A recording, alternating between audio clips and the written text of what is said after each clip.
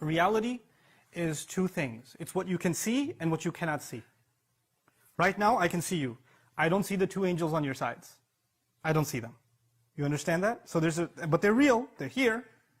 So there's a reality that we can see, and there's a reality that we cannot see. When Laylatul Qadr happens, you look up at the sky. It's just the sky. But the unseen reality is the sky is completely covered with angels descending. تَنَزُّلُ الْمَلَائِكَ وَالرُّوحُ فِيهَا بِإِذْنِ رَبِّهِمْ مِنْ كُلِّ أَمْرٍ. That's an unseen reality. You understand? So there's a seen reality and there is an unseen reality. Now, this knowledge, what we see all the time, all of our opinions, our feelings, our thoughts are always impacted by what we see. Because that's what reality is to us, what you see on the news, what you experienced, what somebody said to you, what you felt. These are your realities. But there's another side to that reality. It's like a source code. It's like you see the front end of the app, but you don't see the code behind the app. There's a curtain, there's a veil Allah put. And Allah Azza wa Jal says on Judgment Day, فَكَشَفْنَا عَنْكَ غِطَاءَكَ فَبَصَرُكَ الْيَوْمَ حَدِيدٌ. That we are removing the curtain from you so you can see crystal clear now. Your vision is ironclad. In other words, now you don't just see what was visible. Now Allah is going to remove the veil and you can also see the unseen reality. The thing is, in most of our life, pretty much all of our life, we never know why Allah does what He does. We don't know. We don't know why you got into a car accident. We don't know. We don't know why you lost your job. We don't know why you got sick. We don't know why this problem happened or that problem happened. We don't know why your brother did so well in school and you failed. We don't know. We don't know why you're so short and your siblings are so tall. And you start asking yourself, why did Allah do this? Why can't He just tell me what He wants from me? Why doesn't He lift the curtain a little bit? So let me see what the secret was. What was the big plan? So if I just knew, well, maybe I'd be at ease. Because when you don't know, when a judge passes a verdict on you, the judge says you have to pay this fine. And you say, why should I pay this fine? And he says, no, that knowledge is in the unseen. I'm not going to tell you. When a judge passes a verdict on you and you don't know why, then you become at unrest. You're like, I can't accept that. I need an explanation. I can't have that explanation be hidden from me. What Allah does in this story is He shows Musa alayhi salam there's always an explanation. But Allah decided, وَمَا كَانَ اللَّهُ لِيُطْلِعَكُمْ عَلَى الْغَيْبِ. Allah has decided that He is not going to be informing you of what's happening in the unseen. Behind everything seen, there's something happening that is unseen, and He has decided not to tell you. In this story, what Allah decided to do is imagine there's a curtain, and Allah lifted it, through His teacher, just a little bit, so you can get a glimpse, a little bit, you can see what's happening behind the scenes. So you understand there's always something happening, but He doesn't lift it all the time. This is a special knowledge given to Khidr alayhi salam, which is a special mercy to him. He doesn't give that to everyone. He didn't even give it to Musa alayhi salam. Meaning this is a reality He doesn't even open to His messengers. That's the lesson we're learning here.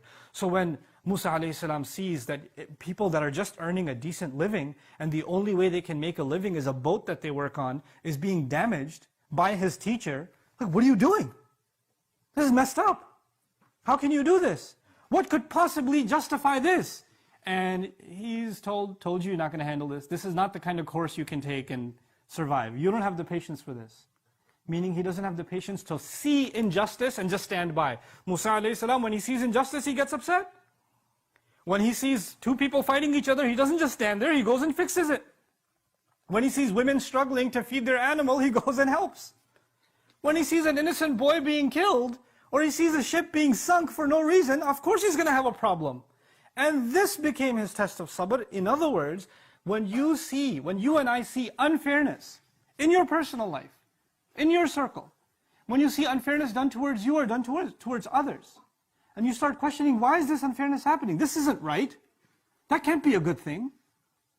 And you start, it agitates you, it really bothers you. It's at that point that those words of Khidr alayhi salam to Musa alayhi salam are, أَلَمَ قُلْ لَكَ إِنَّكَ لَن تَسْتَطِيعَ مَعِيَ صَبْرًا. Did I tell you this education, this knowledge is not easy to acquire. You don't have the patience for this. This is why it's not given to everyone. You can't handle this. And he even made the statement, وَكَيْفَ تَصْبِرُ عَلَى مَا لَمْ تُحِطْ بِهِ خُبْرًا. How in the world can you be patient over something you have no knowledge or experience of. There's an experience of the unseen. Allah did not open up that experience to us. We can't possibly experience it. We have to be humble and just sit back and say, Allah knows, and we don't know. Wallahu ya'lamu wa antum la ta'lamun. Allah knows and you don't know. Eventually, when Musa alayhi salam was taught, okay, these are the things you couldn't bear. This is what was really going on. This was Allah's plan behind each of the events that took place. When that's described, then actually we realize this is one of the most important parts of knowledge that if we don't humble ourselves to, if we truly don't humble ourselves to, then there's no point considering yourself and myself someone who wants to learn about Allah's deen. Let me say that again. When we give ourselves completely to Allah's plan, that means we've humbled ourselves before Allah. We've trusted our teacher, who is Allah, and we've trusted the road He's taken us on. Even if that road becomes uncomfortable, our trust in Him doesn't go away. And that's not easy to do. If that wasn't even easy to do for a messenger like Musa alayhi salam, وَكَلَّمَ اللَّهُ مُوسَى تَكْلِيمًا, the one who spoke to Allah directly, it wasn't even easy for him to do. That means it's not easy for you and me to do. This is one of the hardest things we have to do in life, is to actually be able to just be okay with Allah's plan. Is to know at the end of the day, there is a larger plan. Now, please don't misunderstand what I'm trying to get across in this khutbah. I am not saying that when people treat you unfairly, and when people do wrong to you, or you see wrong happening, that you shouldn't say anything, it's Allah's plan. I'm going to take the sabr approach and not say anything. That's not what's being said. It's being said about things that are out of our control. When things that are happening that are out of our control, there's always a plan in place. There's always something happening that is from Allah. And us standing up for justice, us speaking out against the wrong that is happening, is an obligation we have on ourselves. But this is beyond that. That's obvious, that's common sense. That's something that most of the Qur'an talks about. But there's an attitude before Allah Azza wa Jal that we have to humble ourselves. I have to really, really acknowledge in myself that I'm not going to question Allah. I'm not going to say, Ya Allah, I don't see the sense behind this plan. I don't get it. If I was planning, I would have done a better job. Ma'adallah. This is the thought that goes in someone's head. This is the thing that has to be killed. Because my sense of planning, my decision making, in my head, you're thinking you're more merciful than Allah? You're thinking you're more just than Allah? Am I thinking that I'm a better planner than Allah? I know better than Allah? I have more wisdom than Allah? Is that what I'm thinking? Because when I'm questioning His judgment like that, then there's clearly something wrong. Of course, we can get close to that sometimes. Even the angels got close to that at one point. They didn't understand why Adam was created. They didn't get it. They even asked Allah Azza wa Jalla, تَجْعَلُوا فِيهَا مَنْ يُفْسِدُ فِيهَا وَيَسْفِكُ الدِّمَاءِ. Are you going to put on the earth someone who's going to cause corruption and spill blood? We don't get it.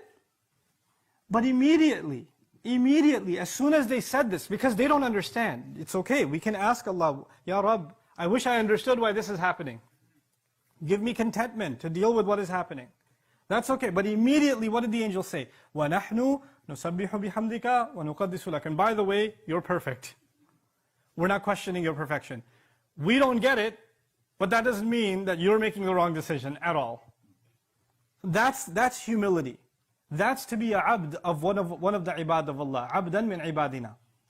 And this has nothing, on the one hand, you could have knowledge of the book, you could know the Arabic language and have memorized the Qur'an and have studied hadith and you know all of those things, but this isn't there. Contentment with Allah's decree is not there. Contentment with it. Knowing that what Allah has done is better. Knowing that what Allah has done has wisdom behind it. Knowing what Allah has done, Allah is a better planner than you and I will ever be. And there's good in it. Maybe that good is, sometimes a plant grows within a couple of days, sometimes a plant grows in 20 years. Right? So the seed that you're experiencing now, we don't know the good of it will come now or it will come 100 years from now. We don't know that. That's Allah's plan. That we can't have any knowledge of that. This is not something Allah Azza wa Jal decided to tell us.